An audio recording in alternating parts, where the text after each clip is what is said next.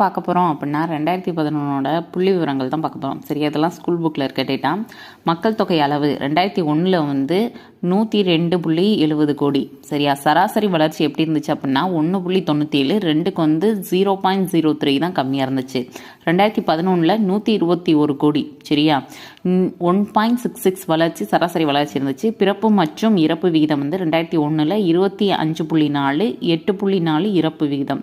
2011 21.8 பிறப்பு, 7.11 இறப்பு விகிதம். மக்கள் தொகை அடர்த்தி 2001 325, 2011 382. பாலின விகிதம் 2001 933, 2011 940. வாழ்நாள் எதிர்பார்ப்பு 2001 ஆண்களுக்கு 61.6, பெண்களுக்கு 63 வயசு, மொத்தம் 62 வயசு. 2011 62.6 ஆண்களுக்கு, 64 வயசு பெண்களுக்கு, 63 மொத்தம்.